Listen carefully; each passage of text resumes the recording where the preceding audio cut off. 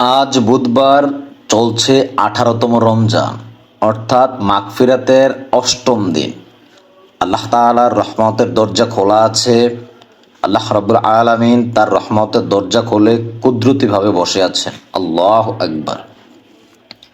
আজকে দিনে অথবা রাতে আপনি যখনই সময় পাবেন, নবীর শিখানো 2টা দোয়া শুধুমাত্র 3বার পাঠ করবেন। ইনশাআল্লাহ আপনার দরিদ্রতা দূর হয়ে যাবে, অভাব অনটন দূর হয়ে যাবে। অনেকে বলেন আমি অনেক ঋণগ্রস্ত, আপনার সকল ঋণ পরিশোধের ব্যবস্থা হয়ে যাবে। আপনার জীবনের জানা অজানা, প্রকাশ্যে গোপনে, কবিরা সগীরা যত গুনাহই হোক না কেন, সকল গুনাহ আল্লাহ তাআলা মাফ করে দিবেন। সুবহানাল্লাহ। শর্ত, আল্লাহ তাআলার উপর পরিপূর্ণ বিশ্বাস রেখে মনোযোগ সহকারে শুধুমাত্র 3বার পাঠ করবেন। অনেকেই বলেন যে আমি গুনাহ ছাড়তে পারি না। আপনার জন্য আমি দ্বিতীয় দোয়াটা বলবো। এই দোয়াটা বেশি বেশি পড়েন, আল্লাহ তাআলার রহমতে আপনি গুনাহ থেকে দূরে থাকতে পারবেন। রাসূল সাল্লাল্লাহু আলাইহি ওয়াসাল্লাম বলেন, মানুষের দরিদ্রতা আসে তার গুনাহের কারণে। আল্লাহ তাআলা আপনার গুনাহগুলি ক্ষমা করে দিবেন এই ছোট্ট দোয়ার কারণে। এই চোখের মাধ্যমে যত গুনাহ করেছেন, যত সিনেমা দেখেছেন, আল্লাহ তাআলা চোখের গুনাহ মাফ করে দিবেন।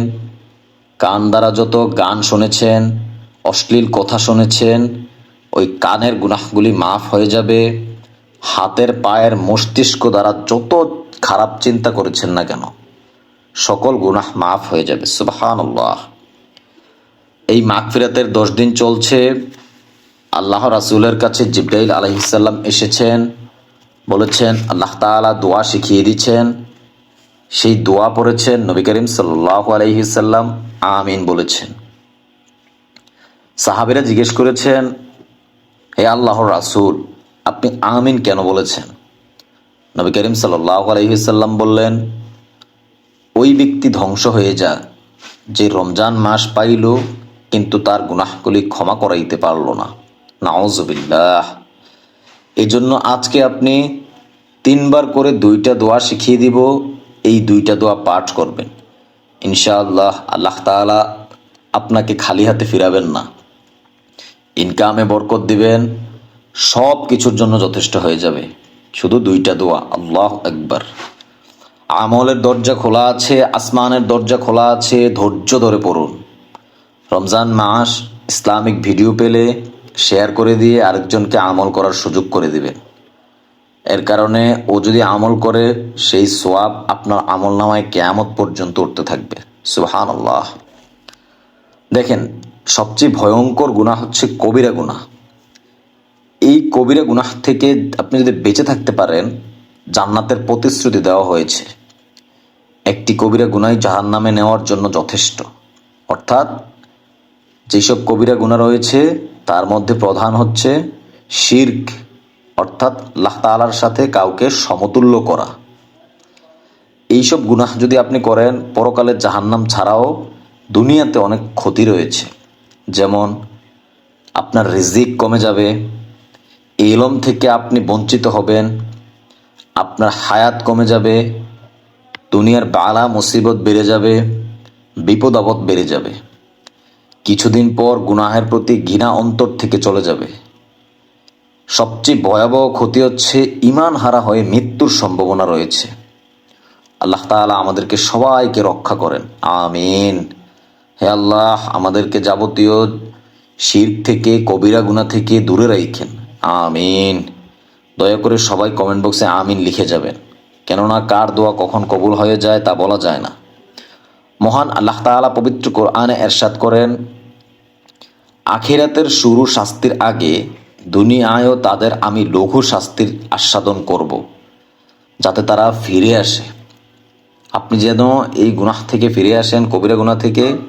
দুনিয়াতেও আল্লাহ তাআলা শাস্তি দিবেন। যার কারণে আমি আপনাকে আজকে অনুরোধ করব, এই 2টা দোয়া মনোযোগ সহকারে শিখে যান, আমার সাথে আমল করে যান। প্রথম দোয়াটা কি? খুবই ছোট দোয়া। রব্বানা আতমিম লানা নূরানা ওয়াগফির লানা ইন্নাকা আলা কুল্লি শাইইন কদির। পড়েন, আমার সাথে সাথে পড়েন। রব্বানা আতমিম লানা নুরানা ওয়াগফির লানা ইন্নাকা আলা কুল্লি শাইইন কদির। আরেকবার ভিডিও দেখে দেখে নিজে নিজে পড়েন।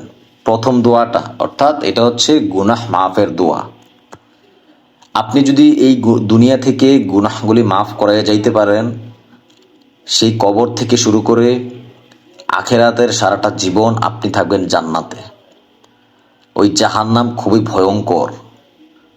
কেয়ামতের দিন জাহান্নামের মাথার উপর, জাহান্নামীদের মাথার উপর সূর্যটা থাকবে, সূর্যের সবগুলা মুখ খুলে দেওয়া হবে, মাথার মগজগুলি টকবক করে পড়তে থাকবে, নিচে থাকবে উত্তপ্ত তামার জমি, এবং জাহান্নামীদেরকে খাবার দেওয়া হবে দারি নামক খাদ্য।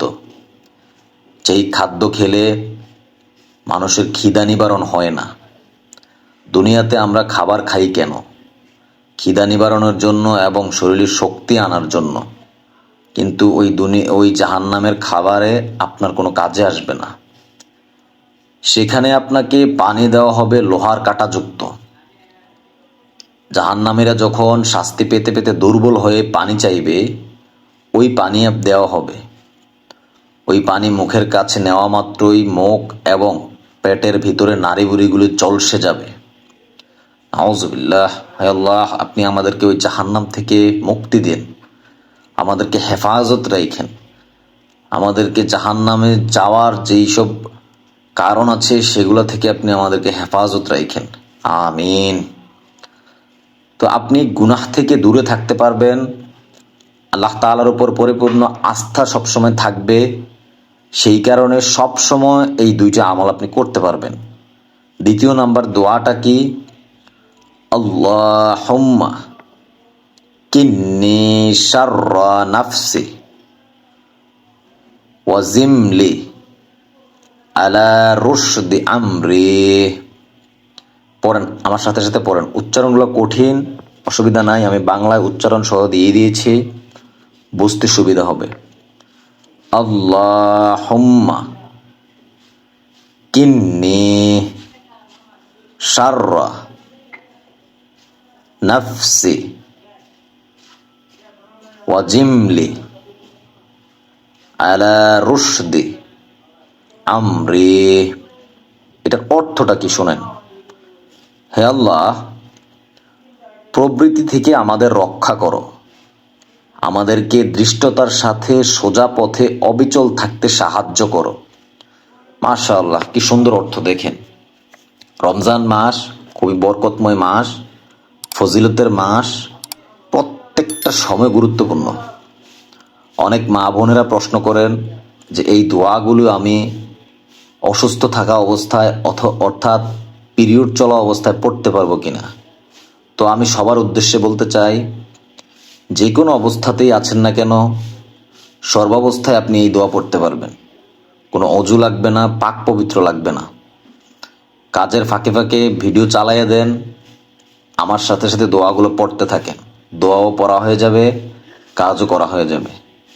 ভালো থাকবেন। আসসালামু আলাইকুম ওয়া রাহমাতুল্লাহি ওয়া বারাকাতুহু।